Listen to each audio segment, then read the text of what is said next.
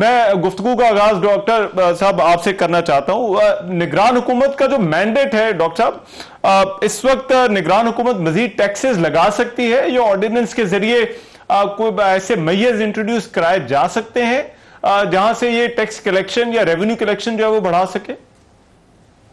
बिस्मिल्लाहिर्रहमानिर्रहीम। एक तो रहमान बात बड़ी क्लियर है कि मैंने हमेशा आपके साथ कहा है कि आईएमएफ से कोई इनहराफ नहीं है, आईएमएफ से कोई हमें राह फरार नहीं है, इसलिए कि हमने जो इस वक्त फॉरेन फाइनेंसिंग जमा करनी है, जो हमें फाइनेंसिंग की जरूरत है, जिसको ग्रॉस एक्सटर्नल फाइनेंसिंग कहते हैं, उसके लिए हमें आईएमएफ के साथ रहना है। ऑन द लोकल फ्रंट अगर आप देखें तो जो 9400 का टारगेट है एफपीआर का, वो लाइकली है कि हम मीट कर जाते, पर इस वक्त जो इशू आ रहा है वो ये है कि जो इंपोर्ट का हदफ आईएमएफ ने रखा है वो 65 अरब डॉलर का है। ऐसा लग रहा है पहले 4-5 माह की परफॉर्मेंस से कि ये हदफ पूरा नहीं होगा। अगर वो हदफ इतना नहीं होता और इंपोर्ट कम रहती हैं तो एफपीआर की जो कलेक्शन है वो कम हो सकती है। ये तो एक बात है। पर दूसरी बात यह है कि रिटेल सेक्टर, पाकिस्तान का रिटेल एंड होलसेल सेक्टर, यानी कि एग्रीकल्चर इनकम टैक्स प्रोविंसेस का सब्जेक्ट है, बट स्टिल पोल्ट्री अमाउंट आता है उसमें, पाकिस्तान की इमूवेबल प्रॉपर्टी, ये सब पाकिस्तान के अंडर टैक्स्ड एरियाज है। ये तो पाकिस्तान के सब पॉलिसी मेकर्स खुद कहते हैं कि इनको लाना चाहिए टैक्स नेट में। आई थिंक रिटेल पे इनकम बढ़ाने की बात हो रही है। रिटेल पे इनकम बढ़ाने के लिए आई थिंक ऑर्डिनेंस करना नहीं पड़ेगा। एफपीआर के पास ऐसी शिरकें मौजूद हैं जिसको यूज करते हुए शायद फाइनेंस मिनिस्टर की अथॉरिटी ही यूज हो सकती है।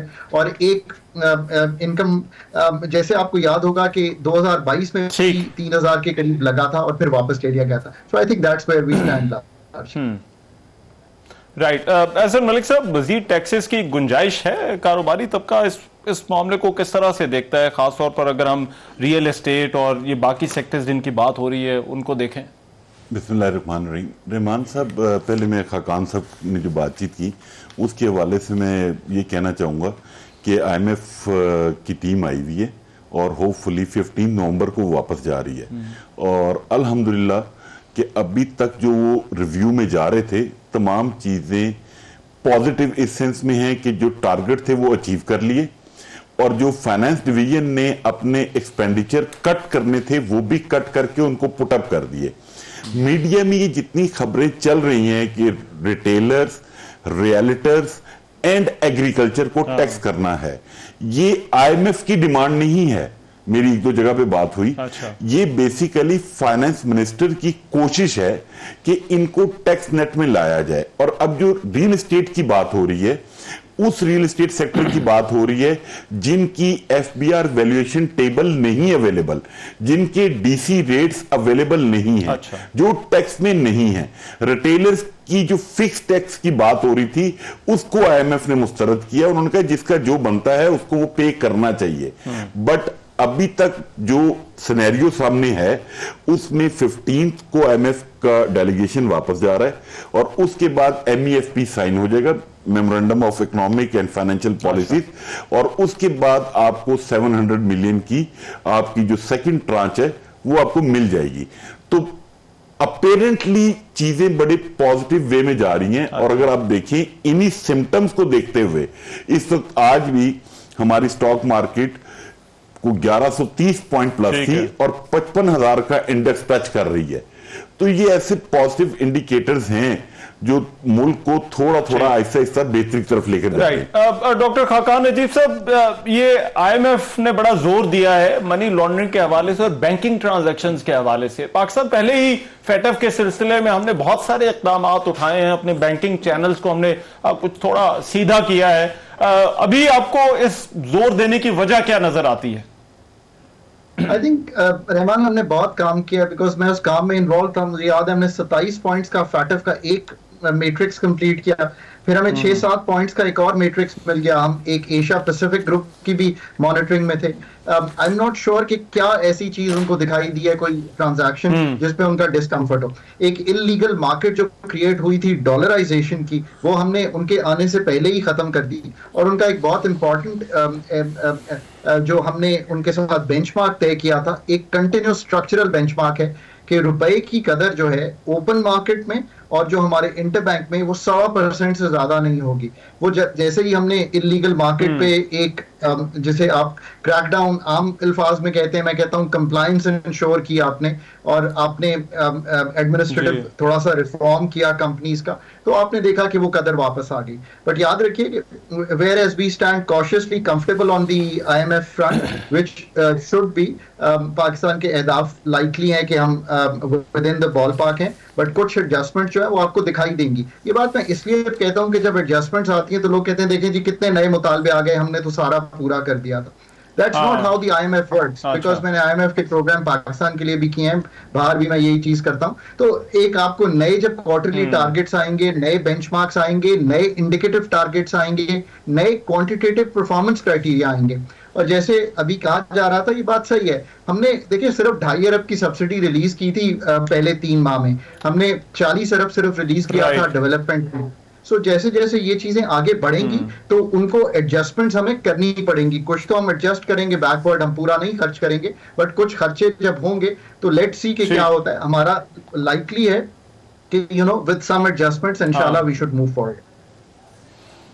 ठीक है। एहसन मलिक साहब, ये जो टैक्स चोरी के हवाले से तहफ़्फ़ुज़ात इनको कह लें या IMF का जोर है, आपके ख्याल में इसकी वजह आपको क्या नजर आती है? एनफोर्समेंट के निज़ाम को भी बेहतर बनाने की उन्होंने बात की है। रहमान साहब, मेरी जो थोड़ी बहुत एक्सपीरियंस है उसके मुताबिक जो 2 चीजें मैं समझता हूं, उसमें सबसे पहली चीज ये है कि स्ट्रक्चरल चेंजेस रिक्वायर्ड हैं हमारे FBR में, रिफॉर्म्स नहीं रिक्वायर्ड, स्ट्रक्चरल चेंजेस रिक्वायर्ड है। सेकंड चीज कंफर्म टेन्योर पोस्टिंग रिक्वायर्ड है। मुझे पता हो कि अगर मैं आज चेयरमैन FBR आया हूं तो मैं 2 साल 3 साल के लिए हूं। ये नहीं है कि मेरे अपॉइंट होने के 1 हफ्ते के बाद खाकान साहब ने अपना CV प्रेजेंट कर दिया है, रहमान साहब ने अपना CV प्रेजेंट कर दिया है, और उसके बाद वो वेट कर रहे हैं कि पॉलिटिकली अगर उनका हाथ पड़ गया तो एहसन फारिग हो जाएगा और रहमान साहब या खाकान साहब चेयरमैन FBR होंगे।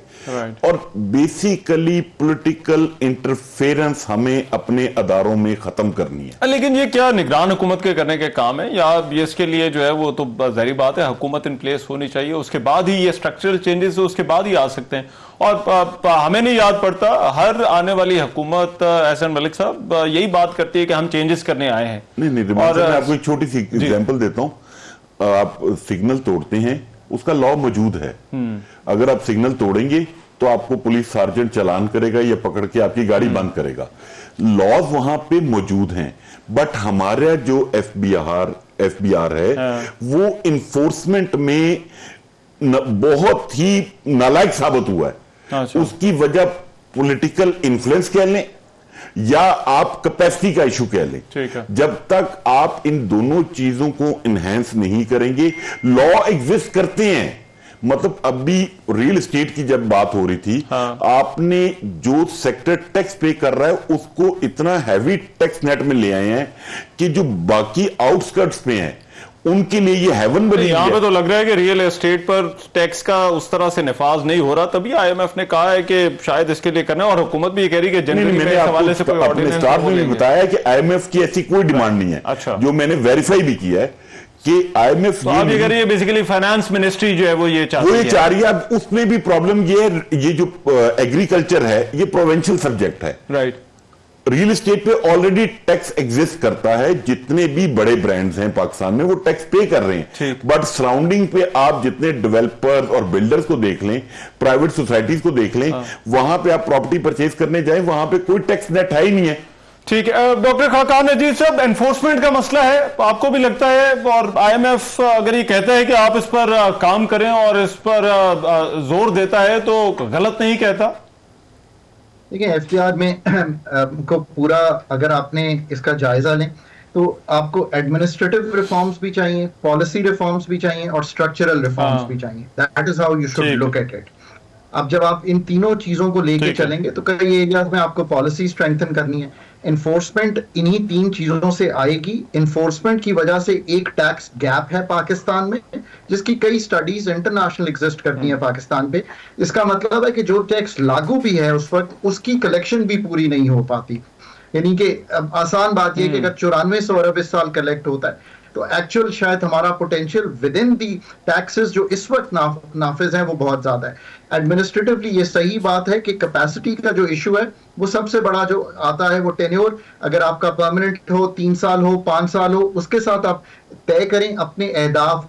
आप अपना टैक्स टू जीडीपी देखें तो वो 9% है इस वक्त एफबीआर का। ये कम से कम पाकिस्तान के एक्सपेंडिचर्स को देखते हुए 12% के करीब जाना चाहिए। सो ये सारे काम होने वाले हैं 5 साल। राइट, और आपने सही बात की, ठीक है, आने वाली हुकूमत करेगी। जी जी। अच्छा, और डॉलर के हवाले से ये ट्रेंड क्यों है? डॉलर के कुछ अच्छी खबरें आई थी, डॉलर की कदर पाकिस्तानी रुपए के मुकाबले में कम होना शुरू हो गई थी, लेकिन उसके बाद हम फिर एक मरतबा अपवर्ड ट्रेंड देख रहे हैं। उसकी वजह आपको क्या समझ आती है? रहमान भाई, हमने 2019 में एक रिफॉर्म किया, क्योंकि उस वक्त भी मैं मौजूद था जब हमने ये रिफॉर्म किया। हमने इसको एक market based exchange rate mechanism पे ले गए, पर उसमें जब हम ये ले गए तो जो सप्लाई और डिमांड है डॉलर की वो डिटरमिन करती है कि आपकी कीमत पाकिस्तानी करेंसी की क्या रहती है इन द लॉन्ग रन। ये मैं बार बार इसलिए कहता हूं कि ये तो शॉर्ट रन की हो, इन द लॉन्ग रन आपकी पैदावारी सलाहियत डिटरमिन करती है कि आपके रुपए की क्या कीमत है, आप दुनिया को क्या बेच पाते हैं। ये जो शॉर्ट रन मूवमेंट्स हैं ये इसलिए हैं कि पहले सप्लाई बेहतर हुई थी, एक्सपोर्टर्स ने अपनी रिसीट्स जो थी वो इनकैश की, इंपोर्टर्स रुक गए, रेमिटेंसेस आज भी थोड़ी सी बेहतर हुई हैं, अभी $2.5 अरब की रेमिटेंस आई है। सो ये सारा कुछ जब इलीगल मार्केट को खत्म किया, बहुत सी ओपन मार्केट ने फीड करना शुरू किया इंटरबैंक मार्केट को।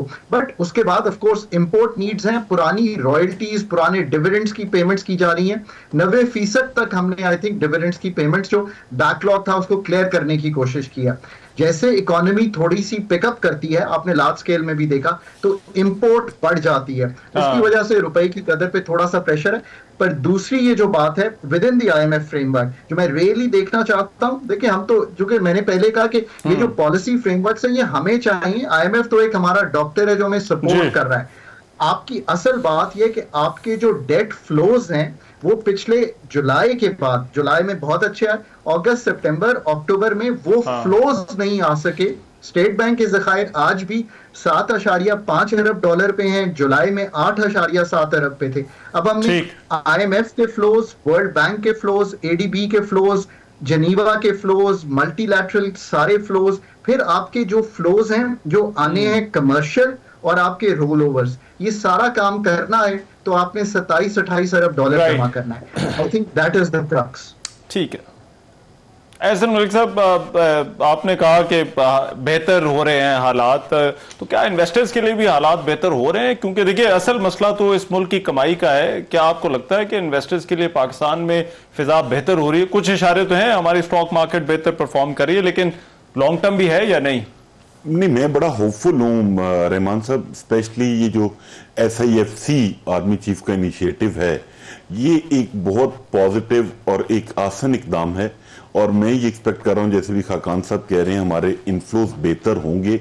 गल्फ से, चाइना से, टर्की से जो हमें फॉरेन एक्सचेंज आएगा, इन्वेस्टमेंट आएगी, उससे बेहतरी होगी। मेरी रिक्वेस्ट होगी ओवरसीज पाकिस्तानी से कि this is the ideal time to invest in Pakistan. आप पाकिस्तान में इन्वेस्ट करें जैसे आप पास्ट में करते रहे, आपको अच्छे रिटर्न मिलेंगे। और सेकंड चीज ये है कि जो अभी सूरत हाल है, स्पेशली जो बैंक्स के मार्कअप रेट्स हैं, उन्होंने बहुत ज्यादा लोगों को कंफ्यूजन में डाला हुआ है। अप्रोक्सीमेटली 22% पे जा रहे हैं। जिसके पास पैसे हैं वो बैंक की तरफ देख रहा है। जब ये थोड़े से इंटरेस्ट रेट कम होगा तो काफी एवेन्यूज ओपन होंगे। बहुत शुक्रिया। एहसन मलिक साहब हमारे साथ मौजूद थे। डॉक्टर खाकान नजीब हमें जो है वो उन्होंने भी ज्वाइन किया। बहुत शुक्रिया डॉक्टर नजीब साहब आपका भी। अभी एक ब्रेक लेते हैं, ब्रेक के बाद वापस आते हैं तो कुछ बात होगी गजा की सूरत हाल पे।